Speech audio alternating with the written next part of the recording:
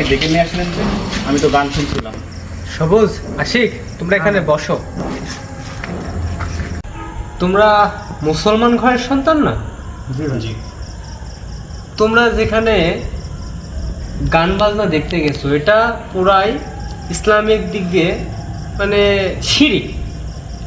যেটা কি করছে, ধরো যে তোমাদের যার খুব অসুস্থ, যার সন্তান হয় না, যার ধরো যে হচ্ছে বিভিন্ন রকমের ছেলেপেলে হয় না, ওরা হচ্ছে তোমার এটা কি করে, গান দেয়। তোমরা কি জানো যে ওখানে যে গান বাজনা দিচ্ছে, এটা হচ্ছে যাদের ছেলে হয় না, যাদের হচ্ছে আর কি অসুস্থ, বিভিন্ন রকমের ইয়াতে ওরা গান বাজনা দিচ্ছে।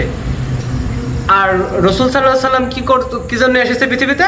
রসুল সাল্লাল্লাহু আলাইহি সাল্লাম এসেছে গান বাজনা বাদ্যযন্ত্রকে ধ্বংস করার জন্য।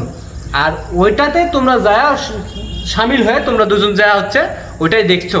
তার মানে তোমরা ওইদিকে যায় আর কি, মানে ওদের পথে অগ্রসর করছো নাকি তোমরা মুসলমানের ছেলে হয়ে? হ্যাঁ, এটা করা যাবে না ভাই। এটা ইসলামের দৃষ্টিতে পুরাই শিরিক। শিরিক কাজ আল্লাহ তাআলা ক্ষমা করে না। এইসব জিনিস তুমি আল্লাহর কাছে চাও, আল্লাহ তাআলা তোমাদের দিবে। এইসব তো করার কোনো মানে আসে না ভাই, না কি বলছো তোমরা?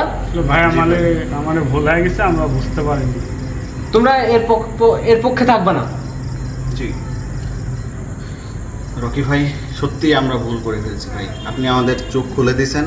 আসলেই আমি এটা বুঝতে পারছি যে ভাই, তারা যে শিরকের কাজগুলো করছে এখানে আমাদের যাওয়া হারাম, এবং তারা যে কাজগুলো করছে বাদ্যযন্ত্র এবং গান বাজনা এবং নর্তকী দিয়ে নাচাচ্ছে, যেগুলা জঘন্য ধরনের একদম খারাপ কাজ এবং পাপ কাজ।